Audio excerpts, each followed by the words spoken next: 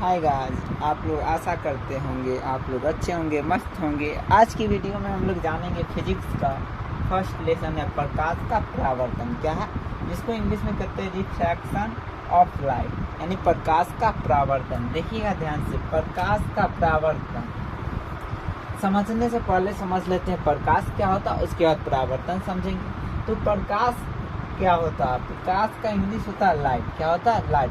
तो प्रकाश क्या होता है? हम किसी भी वस्तु को देखने के लिए क्या चाहिए? प्रकाश चाहिए। अगर मान लीजिए हम लोग को क्या, मान लीजिए यार लड़का है, इसको बंद कमरा में कोई बंद कर दिया, तो ये क्या देख पाएगा कोई वस्तु को? नहीं, क्योंकि उस क्या रूम में प्रकाश नहीं जा रहा। इसलिए किसी भी वस्तु को देखने के लिए क्या चाहिए? प्रकाश चाहिए। तो प्रकाश का परिभाषा हम लिखे, प्रकाश वह भौतिक कारक है। प्रकाश वह भौतिक कारक है। क्या? क्योंकि यह भौतिक से क्या संबंधित है, इसीलिए लिखे प्रकाश वह भौतिक कारक है जिसकी सहायता से हम किसी भी वस्तु को देख पाते हैं। क्या करते हैं? वो देख पाते हैं। प्रकाश वह भौतिक कारक है जिसकी सहायता से हम किसी वस्तु को देख पाते हैं। क्या कहलाता? प्रकाश कहलाता। मतलब प्रकाश की सहायता से हम किसी भी वस्तु को देखते हैं। अगर मान लीजिए प्रकाश नहीं रहेगा तो किसी भी वस्तु को नहीं देख पाएंगे। तो प्रकाश के द्वारा हम क्या करते हैं? कोई वस्तु को देख पाते हैं। तो प्रकाश समझ लिए। उसके बाद समझिएगा प्रकाश का परावर्तन क्या होता है। प्रकाश का परावर्तन क्या होता है समझिएगा। इंग्लिश होता है रिफ्रैक्शन ऑफ लाइट।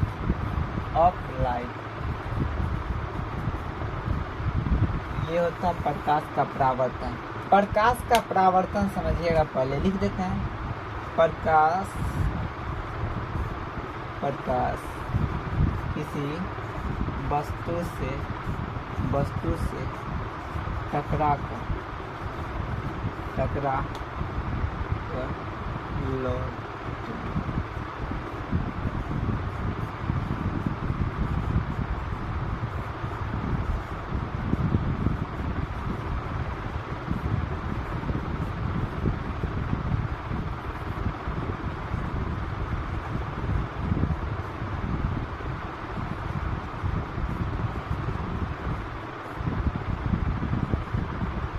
देखिए लिखे हैं क्या, प्रकाश का परावर्तन क्या होता है। लिखे प्रकाश किसी वस्तु से टकराकर लौटने की प्रक्रिया को क्या कहते हैं? प्रकाश का परावर्तन कहते हैं। क्या लिखे हैं? प्रकाश किसी वस्तु से टकराकर लौटने की प्रक्रिया को क्या कहा जाता है? प्रकाश का परावर्तन कहा जाता है। इसको साफ कर देते हैं, फिर समझते हैं इसको थोड़ा। देखिएगा, प्रकाश कह रहा है कोई वस्तु, मान लीजिए यहाँ पे कोई वस्तु, प्रकाश किसी वस्तु से टकराकर, मान लीजिए तो प्रकाश आ रहा है, यहाँ पे टकरा कर देखिए अपने ही माध्यम में लौट जाता है। तो लौटने की ये जो प्रक्रिया होता है उसको क्या कहते हैं? परावर्तन कहते हैं। क्या कहते हैं? ये प्रकाश का परावर्तन। ये आएगा, इससे बीच में जो क्या टकराया वस्तु, वहाँ पे अविलंब रहता है। क्या रहता है? अविलंब रहता है। तो यहाँ पे यानी आने वाली किरण को क्या कहेंगे? यहाँ पे आपतित किरण कहेंगे। क्या कहेंगे? आने वाली किरण को आपतित किरण कहेंगे। थोड़ा इधर लिख लेते हैं, इसको कहते हैं आपतित किरण। तो बोल सकते हैं आने वाली किरण को क्या कहते हैं? आपतित किरण। ये जो टकरा कर जो लौटी उसको क्या कहते हैं? परावर्तित किरण। परावर्तित किरण। ये लौट रहे इसलिए इसको कहते हैं परावर्तित किरण। जो क्या हम अविलंब डालें, इसको जो लंब डालें उसको क्या कहते हैं? अविलंब कहते हैं। अविलंब कहते हैं। चलिए, ये अविलंब है।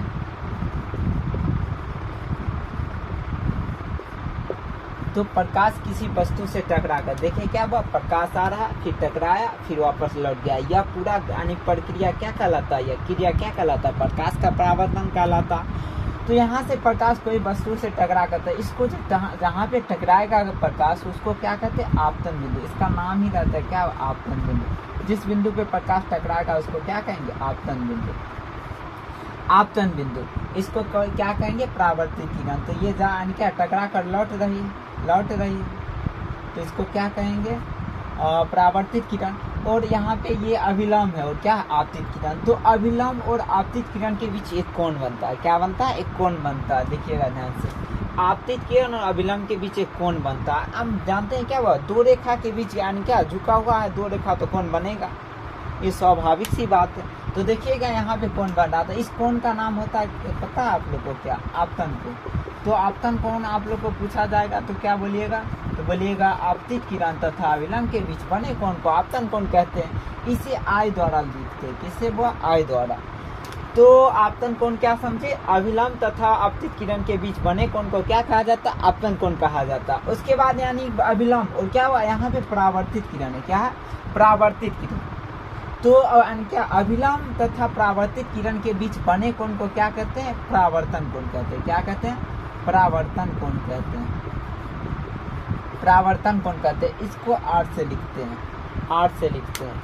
तो क्या जाने प्रकाश आया, टकराया, फिर वापस चल गया, तो इसको पूरा क्या कहे? प्रकाश का परावर्तन। प्रकाश आइलन, टकराइलन, वापस चल गइलन, क्या कहलाइलन? प्रकाश का परावर्तन कहलाइलन। यहाँ तो कोई डाउट? उसके बाद समझते हैं क्या, ये जो नीचे यानी टकराया जहाँ पे प्रकाश, वह एक बिंदु बना जिसका क्या नाम है? आपतन बिंदु। आपतित क्या, उसके बाद यहाँ पे अविलंब खींच दिए, अविलंब खींच दिए। उसके बाद देखिए क्या, आपतित किरण और अविलंब के बीच बने कोण को क्या कहे? आपतन कोण। आपतन कोण को हमेशा आई से लिखते हैं। उसके बाद क्या, अविलंब और क्या, परावर्तित किरण के बीच जो कोण बना उसको क्या कहेंगे? परावर्तन कोण। परावर्तन कोण को हमेशा क्या, आर से ही लिखते हैं। उसके बाद समझते हैं प्रकाश के परावर्तन के नियम, थोड़ा समझ लेते हैं थोड़ा। तो प्रकाश के परावर्तन के दो नियम होते हैं। कितने नियम होते हैं? इसके दो नियम होते हैं। इसके नियम किसके? तो प्रकाश के परावर्तन के ही लिख देते हैं। प्रकाश के परावर्तन के नियम, इसके दो नियम होते हैं। इसके मुख्यतः दो नियम।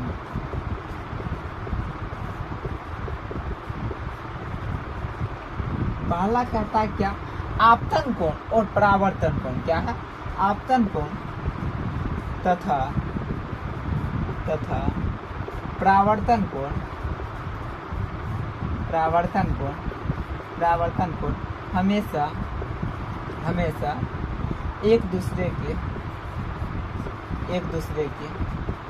बराबर होंगे। एक दूसरे के बराबर होंगे। मतलब कहता है क्या, आपतन कोण और परावर्तन कोण आपस में क्या होंगे? बराबर होंगे। तो लिख सकते तो एंगल आर बराबर एंगल आर लिख सकते हैं। देखिएगा, समझिएगा फिर से। यानी पहला नियम कहता है आपतन कोण और परावर्तन कोण क्या होगा? बराबर होगा। जितना आपतन कोण उतना ही परावर्तन कोण। तो आपतन कोण क्या हो जाएगा? परावर्तन कोण के बराबर हो जाएगा। तो पहला नियम कहता है कि आपतन कोण किसके बराबर है? परावर्तन कोण के बराबर है। यहाँ तो कोई डाउट? तो पहला नियम समझ गए। दूसरा नियम कहता है, देखिएगा ध्यान से। दूसरा नियम कहता है, दूसरा नियम देखिएगा, ये है क्या? आपतन बिंदु। क्या? आपतन बिंदु। ये आपतन बिंदु है, फिर से उगा देते हैं। ये परावर्तित किरण है, आपतित किरण है। तो कहता है आपतित किरण, परावर्तित किरण तथा आपतन बिंदु। क्या है? आपतित किरण, परावर्तित किरण तथा आपतन बिंदु पर खींचा गया अविलंब तीनों एक ही समतल में होते हैं। दूसरा नियम क्या कहता? आपतित किरण, परावर्तित किरण तथा आपतन बिंदु पर खींचा गया अविलंब तीनों एक ही सतह पर होते हैं। ये क्या? एक ही सतह है ना, सतह है ना, यह क्या? एक ही सतह पर होते हैं। यही दूसरा नियम कहता है। इसको लिख देते हैं, थोड़ा इसको साफ कर देते हैं, लिख देते हैं। दूसरा नियम कहता है आपतित किरण परावर्तित किरण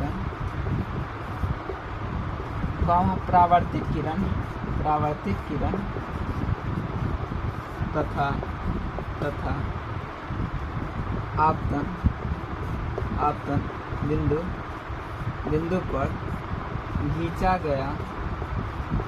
आपतन बिंदु पर खींचा गया अविलंब तीनों एक ही समतल में होते हैं। एक ही समतल या तल में होते हैं। क्या लें? देखिएगा ध्यान से। क्या दूसरा नियम कहता? आपतित किरण, यानी आने वाली किरण को क्या कहते हैं? आपतित किरण। ये जो आ रही है क्या हो जाएगा? आपतित किरण। आपतित किरण तो आपतित किरण परावर्तित किरण, ये जो लौट रही है ये किरण को क्या करेंगे, मतलब बोल सकते हैं जाने वाली किरण को क्या कहते हैं, परावर्तित किरण बोल सकते हैं। तो परावर्तित किरण तथा आपतन बिंदु, जहाँ पे प्रकाश टकरा है वहाँ पे कौन सा बिंदु, आपतन बिंदु पर खींचा गया, जो ये अभिलंब खींचे, क्या खींचे, अभिलंब। ये जो अभिलंब खींचे हैं तीनों एक ही समतल पे, तीनों एक ही समतल पे है ना। तो प्रकाश के परावर्तन का पहला नियम क्या देखे, आपतन कोण परावर्तन कोण क्या हो जाएगा, एक दूसरे के हमेशा बराबर रहेंगे। इसलिए यहाँ पे लिखे थे एंगल आई बराबर क्या लिखे थे, एंगल आर लिख दिए थे। दूसरा नियम देखिएगा क्या कहता है, दूसरा आपतित किरण परावर्तित किरण तथा आपतन बिंदु पर खींचा गया अभिलंब तीनों एक ही समतल में होते हैं। दूसरा नियम कहता है। तो क्या, तो आप लोग को जितना भी समझाए आशा करते हैं कि समझ में आया होगा। फिर आगे की बात अगले दिन करेंगे, तब तक के लिए आप लोगों को क्या शुक्रिया, धन्यवाद हमारे वीडियो को देखने के लिए। आप लोग से इतना ही कहते हैं कि इस तरह से आप लोग का फिजिक्स या मैथमेटिक्स जो भी डाउट है तो हमारे चैनल में कमेंट करिए, और क्या इससे हम जान सकेंगे आप लोग को क्या क्या दिक्कत है। फिर इसके बाद हम उसका सलूशन करेंगे और आप लोग तक पहुंचाएंगे। तो आज के लिए इतना है, फिर मिलेंगे अगले एपिसोड में। धन्यवाद।